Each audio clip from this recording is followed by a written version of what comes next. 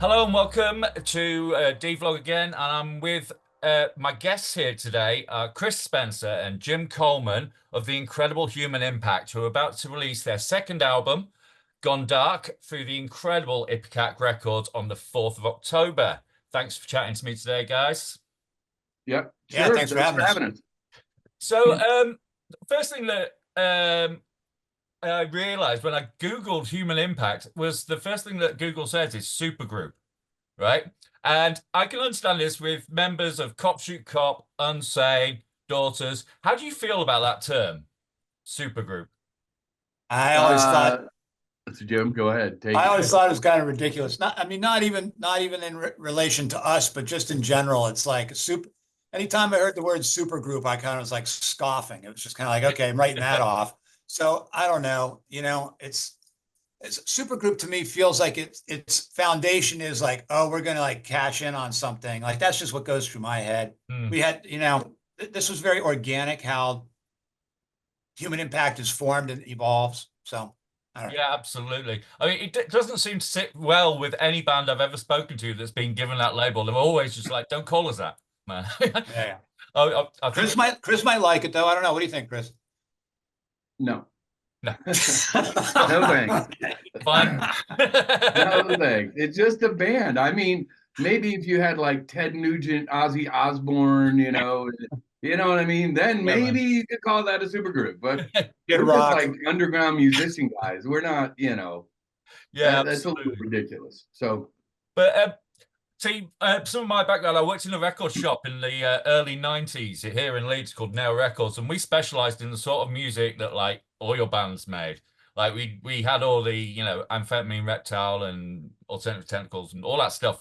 So for us, it felt that, I mean, this collective does feel a bit super, but it also arrives on Ipecac, which is of course founded by Mike Patton as well. So for people of that age bracket, that generation who came up in the noise rock, for want of a better term, era. This is quite a treat. It seems that it's also that era seems to be having a resurgence a bit in the fact that the label that you're on released the new Jesus Lizard record like yesterday, and then yeah. you're coming hot on the heels of that. It's a pretty good time for fans of that period of music, wouldn't you say? Yeah, thanks to Ipecac. I mean, and Tom Hazelmeyer's doing Melvin stuff, Yeah, limited release stuff. But AmRep is still kind of hitting it every once in a while. So, at least there's still stuff going on in that sort of genre of music. I think financially it can be difficult for a lot of these bands. Like I know the guys from Hammerhead, and it's rough if you're gonna, jump in the van with your friends again. At a certain age you get to be like, come on, man, I mm, don't want to stay in Motel Sixes and, live my life in a van, playing like 200 cap clubs every day. And you know what I sure. mean? You get to a point where it's kind of like, you got to sort of reassess and decide if if it's feasible, So it's something like Ipecac gives us a chance to get our shit out. That really helps. Absolutely. Yeah. How do you feel about that, Jim? How do you feel about that whole era of bands? Was it an exciting Yeah. time? Like, Oh, absolutely. I mean, that was like kind of like our DNA, that's where we come from. And I do feel like there is a resurgence coming up. That Jesus Lizard album, I've been enjoying that. mm, But yeah, across the board, there's a lot of like bands, not just from that time, but like I guess some, I might be stretching to like be like, oh yeah, here's new bands. But I've been hearing that kind of aggressiveness and honesty in a way mm, coming up. And I think there's also a connection to what's happening globally, politically, socially, right? It's like it right. cries for that kind of like a bit of a more kind of aggro rebellion and response. Sure. So Sure. I was talking to Ken Mode recently, who I believe you shared a producer with. And we were getting quite misty-eyed about it and sort of saying that, it feels like when a political time kicks off like it is right now with the Trump thing, and back then, with the first like George Bush Senior, Yeah. it was very much a time for that sort of protest music, very much a time for a call to arms, which I believe your new album really is, isn't it? A call to arms? I don't know if it's a call to arms, but really has a lot to do with what's going on in the world right now. You know, most of the songs are about something that's going on around us. Um, you know, I don't know. I guess a call to arms would be good, except that we're all being held down by convenience and technology. You know, if you like in the States, if you think you stand a chance against the federal government, good luck. You know, you probably have more success doing rebellion as a hacker than as a gun toter. You know what I mean? You're not getting anywhere, man. Things Absolutely. have really changed over the years, you know. Yeah, Jim, what's your thoughts on this? Yeah, so I mean, on one hand, it's weird. I've been thinking about this a little bit lately. Like creativity is one hand. It's like, you know, it is having a voice. It's speaking out against. It is in a way you could say it's a call to arms. In another way, it's like just making our own reality. You know, it's definitely like, you know, like what we're doing musically and lyrically is, you know, in response to the world that we inhabit, and that affects us greatly. And at the same time, it's kind of like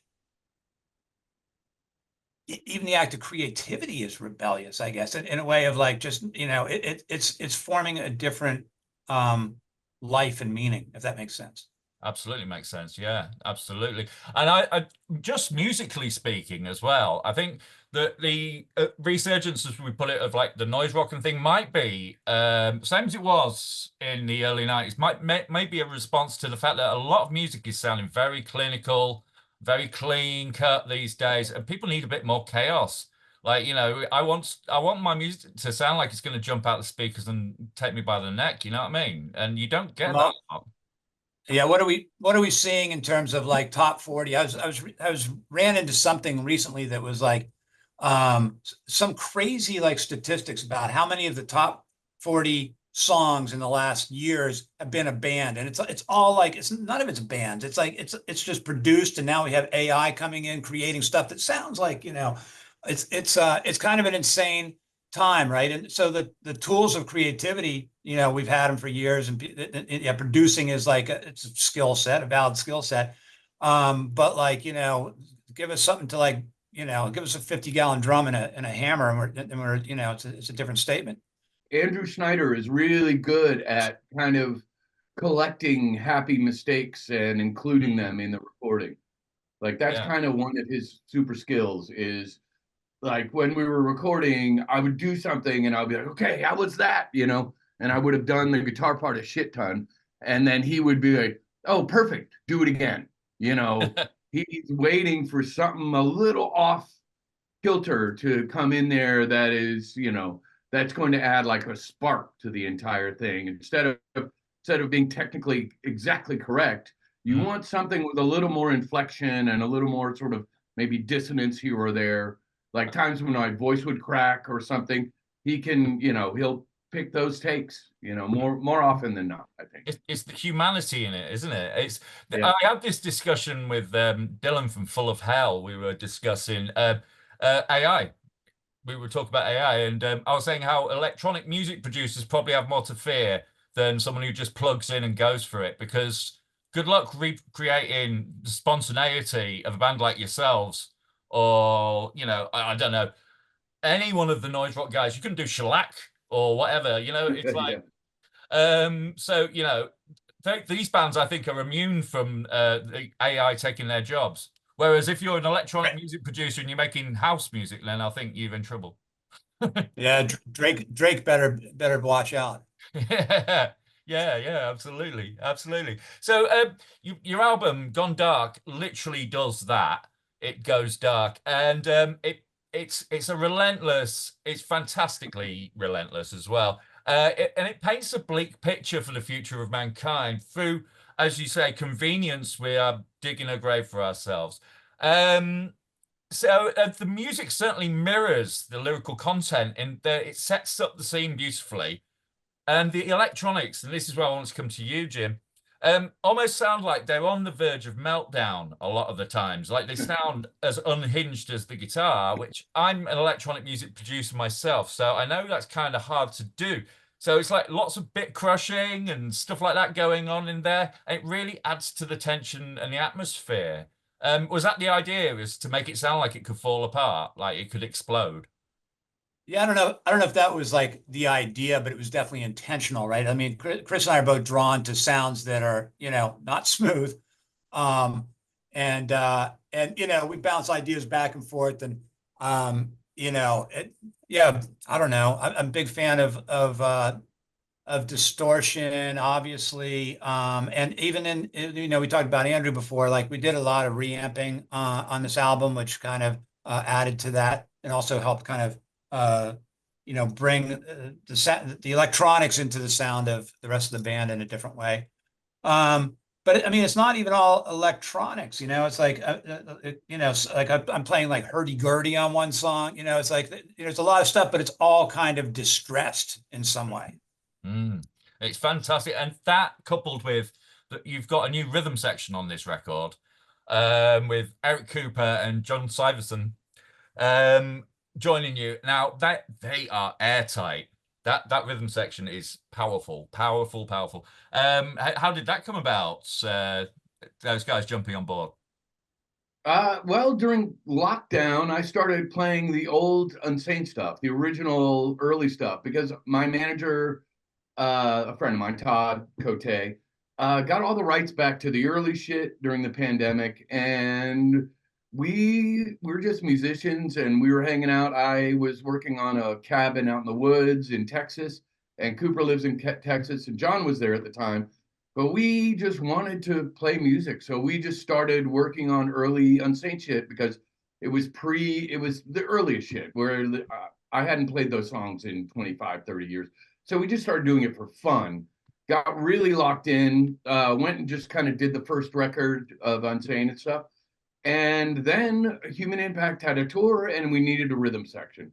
So we were doing a European tour, and I love playing with these guys, man. I've been now, we really hashed shit out during the pandemic in lockdown. We were just in the garage, just playing all the time, having fun. Oh, that's the way to spend it. So it was an obvious choice to get those guys to come in. They're incredibly, we played a lot together at this point. So, of course you're gonna want to go with the guys who are your friends, you get along great, you play together great, you know each other very well. It just makes sense. So I would attribute it, the global pandemic, to them joining the band, honestly. It seems a lot of musicians do attribute good things to the pandemic as well as bad things. I've seen a lot of people have said they've made great music as a result of the pandemic, and we're all reaping the rewards now. Yeah. I mean, me and Jim wrote, I don't know, it was 26 or 28 songs in the first few months, I think. Yeah. Like we just started kind of sending stuff back and forth and just writing a ton of shit. So, there you go. That's awesome. That's awesome. One of the highlights, there's many highlights on the record. I mean, one in particular is for me as a producer is the bass tone. I adore the bass tone on this record. But another bit which really jumped out at me is the crescendo at the end of Reform. Is that a result of lots of layering? Is it? I was quite interested because it just sounds so textured and beautiful. Yeah, there's kind of a lot going on with Jim. Jim's doing a few different layers, a bunch, and he really builds it. And there's also like vocal stuff going on. And yeah, so there's really a multiple tiered kind of approach to the end of that song. Yeah, it's fantastic. Right. One thing as well that jumps out at me, production-wise and everything, was this album intended as the reaffirmation of the sound of your bands, like taking it back, or was it just simply the people who played it, and the way it sounds is just natural because it's the people who played it? Was there any? That's pretty much what's going on. Me and John and Coop again were in the garage again, and we wrote a bunch of like kind of really initial song stuff, and then hit Jim up with it. And from there, it's very organic, like the way it's done. I think with this one, because we just initially started out guys in a garage, you come out with a much more live sounding record, instead of sending files back and forth to each other and sitting in a room and playing shit. You're actually in the room with the guys, and like I could try vocal stuff even when it's just formative, really fetal. You can do whatever, and everybody's right there. And we had, been playing a lot of shows, so that also had something to do with it. It just kind of organically became a more aggressive live sounding, record, I think, than previous stuff. Absolutely. I had to just double check it wasn't like produced by Albini or something, because it does have that really live sound to it, Yeah, Andrew Schneider. Andrew's man, awesome. Yeah, he's great, man. Love working with him. Yeah. And I don't think, I don't think anyone went into this being like, we're going to like try to make this sound like, it's kind of a hybrid of Cop Should Cop Run. It's just kind of like us making music. Yeah. So. I've said this to people before, that you could have two guitarists play the same riff in the same tuning and it will come out different, because it's the person playing it. It'll just alter, So I think your personality comes through the music, whether you want it to or not. Yeah. Unless it's AI driven. Well, of course. Getting back to our earlier point. If you wanted the listener to take away a message from the album, or messages from the album, what do you think that would be? Do you think? I think that would really be, from the album as a whole, is, be independent. Don't really commit so much to all these things that give us all this life convenience. And I wouldn't say go off the grid. I would just say be conscious of what's being done to all of us through technology, and I, again, would not say go analog or anything, but you get what I'm saying. Like, don't overextend your dependence on all these aspects of life now that are making things more convenient for us, because it really, the whole system could crash at any given moment. And what are you going to do? Yeah. It's like, I hear about people who are so dependent on their phone for all kinds of stuff that, if there's an EMP and everything goes down, how are they going to defend themselves? You know what I mean? Like, it's actually scary when you think about it. Just like how vulnerable we are to a crash, and it's happened. Yeah. Happened. We've had it. Yeah. Absolutely right. So with this album, when I was listening to it, all I could think of is I cannot wait to see this done live. So is there plans afoot? Are we likely to see you in the UK? Yeah, there is. John and his wife just had a baby not long ago, a few months ago. So we were originally going to maybe tour in November, but it wasn't looking good. Like, the record was not out yet. We hadn't had anything out in a while. We were trying to book, something right after the record, but now things are a lot more feasible. John has a baby. Coop has a baby coming up in January, I think. Wow. So yeah, the guys are procreating, so we had to take a little break. Understandable. So in April, we're getting out. I think we'll see. We have sort of loose routing, but it's looking like spring, which is cool. It's good to give it a little time, a few months to kind of get settled in, and we might do a few shorter things in America, like maybe a few shows, maybe Northeast, maybe around in the West Coast. We'll see. Cool. But yeah, like April. Let the album bed in a bit so we can all get used to the songs as well. Yeah, and let the guys let their kids get past the infancy stage, Oh, that's get them to the point where they can be like little roadies and then they can come on the road. Yeah, where they can lift shit for us, Yeah, cheap labor. But we should be at like what Chris was talking about in April into May should be in Europe. So Rad. So I'll be looking forward to that. So for you, are you is there any bands that are catching your ears at the moment that are carrying the torch or anything? Is there anything that we should be watching out for that you've heard recently? Yeah, I mean, shit, I can't remember the name of this. Hold on, because there's a couple acts, and this friend of mine, Cooper, a different Cooper, Hmm. in Austin, has a band that I mean, I heard it and I was like, holy shit, it's so cool. Um, it's called Dim Light. Dim It's Lights. totally new band. You know, I know they don't even have shit out yet. Hmm. Um, but yeah, keep your eyes open. It's very swampy, very Nice. noisy, but also very like very minor sort of sort of birthday party meets Link Ray meets Oh, I like the sound of that. yeah, it's pretty cool. Yeah, people, friends of mine send me shit a lot, and that was one. He sent it to me. I was like, oh my god, this is fucking awesome. So anyway, Awesome. We'll watch out for that one. Any last words you have for our viewers at all? support live music. Brad, I'll take that. I will take Indeed. that. Go see a live band tonight. Absolutely. Thank you so much for being with me today, guys. It's been an absolute honor, and best of luck with everything. Thanks. Thank you, George. Thank you.